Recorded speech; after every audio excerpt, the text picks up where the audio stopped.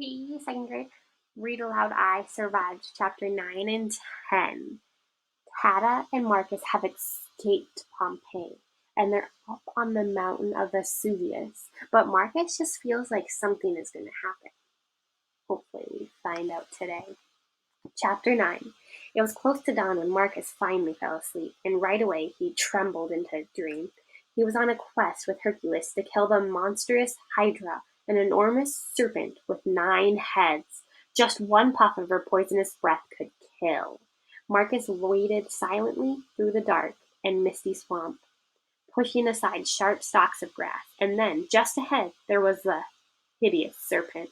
Marcus stopped, frozen, as the beast rose up from the swamp. One by one, her 9 horrific heads emerged from the mist, staring at him with glowing yellow eyes, leering with dripping, glistening fangs. And then, huff! A burning, rotten stench rushed into Marcus's lungs. The poisonous Hydra breath. Marcus gagged and coughed.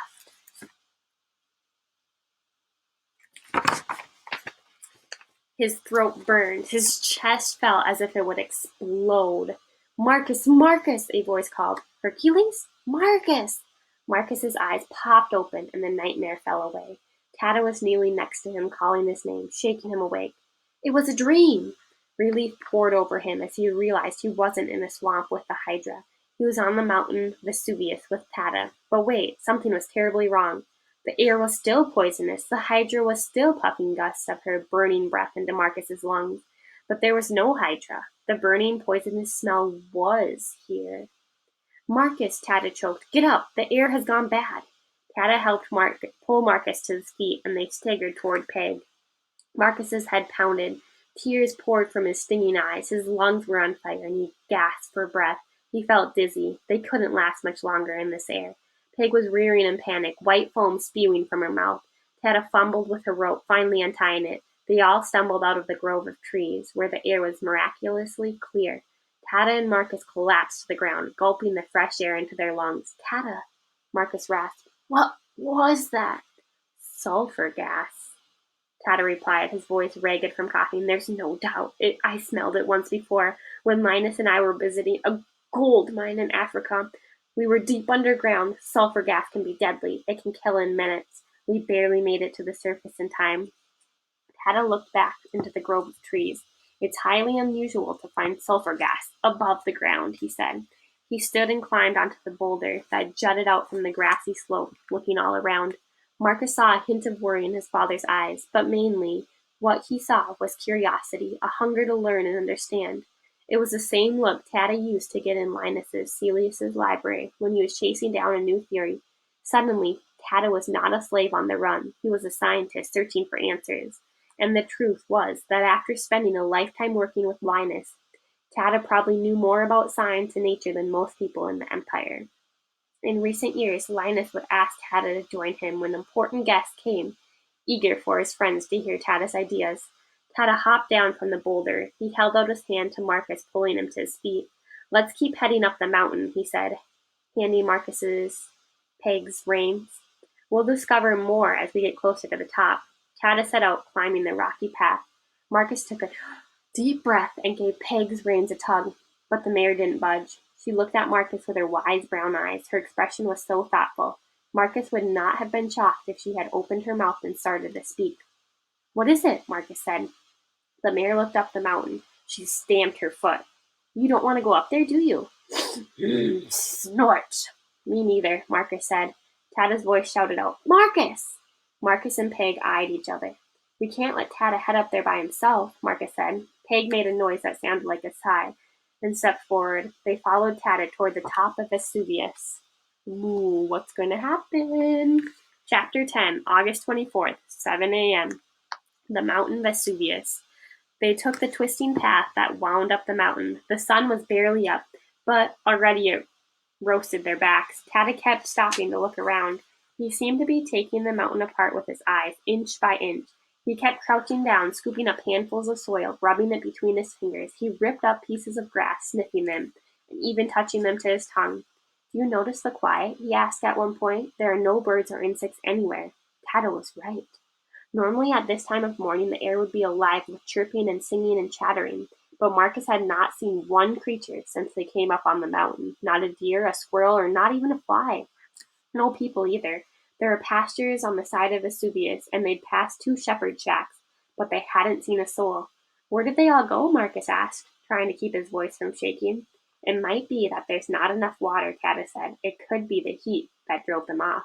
They'd already discovered that the streams higher on the mountain were mysteriously dried up. They'd managed to find just one that still ran, and the trickle of water tasted so foul they could barely choke it down. Peg wouldn't near it, even though she'd barely had a drink since they'd slept the last night. Maybe that was why she was so slow, why she kept stopping and stamping her feet. But now as they passed through the cluster of pine trees, Peg stopped short. Tata pulled at her rope, but she refused to move. Marcus gave her a pat. "Come on, Peg," he said. The mare refused to budge. She looked at Marcus with wide, fearful eyes. "Nay!" She was trying to warn them about something. Marcus found the answer when he peered through the trees into a meadow. The first thing he noticed was the grass was brown, and though it had been burned. Then he saw the sheep, at least 20 of them, all splayed out on their sides or backs. Marcus knew right away that they were all dead. "Good Jupiter!" Tata whispered in shock, stepping slowly into the field. Once again, Marcus had to force himself to follow his father. Tata crouched down next to one of the sheep. "There's not a mark on her," Tata said, laying a gentle hand over the poor creature's head. It was true. There was not a speck of blood, no bite marks, no wounds at all. But her tongue bulged out of her mouth, and her eyes were wide in agony. All the sheep looked the same. What could have killed them? Tata said a prayer in his old Germanic language, and then stood up. "I've seen enough," he said. "We must leave here now." But as they turned, there was a slow rumbling from deep inside the earth. It quickly rose to a roar as the ground began to shake. Marcus half expected a great beast to burst through the soil, for a giant clawed hand to grab him around the throat. What he saw next was almost more horrifying. As the ground boiled, the field suddenly ripped apart right in front of them. The gaping crack looked like an evil, smiling mouth ready to devour them. Great chunks of earth and dead sheep tumbled into the blackness. Marcus and Tata staggered back, and then boom! An explosion shattered the air. Fire leaped out of the crack, a massive flaming tongue that seemed to lick the sky and then disappear. The force of the blast knocked them over and sent Marcus tumbling down the steep slope. He rolled and twisted, his neck cracking, his arms tangling, his face scraping the rocky dirt as he slid down the hill. He crashed into a tree, which knocked every bit of air out of his lungs. Finally, the ground stopped shaking. The fire was gone, but now ash rained down on them, a silent blizzard of hot flakes. Marcus sat there numb with terror, dizzy from his fall. Tata came hurtling down the hill with Peg. "Are you hurt?" he gasped, dropping his knees next to Marcus. Marcus shook his head dumbly, slowly rising to his feet. Moments later, they were speeding down the mountain on Peg. The mare ran like she had the day before, her hooves barely touching the ground. Finally, Tata spoke. "A terrible fire is burning under the mountain," he warned. "I believe the entire mountain will explode." Marcus was too stunned to speak or even think. All he could hear was a ragged voice whispering in his mind, the beggar woman's voice. "This world will burn." Come back on Monday to see what happens.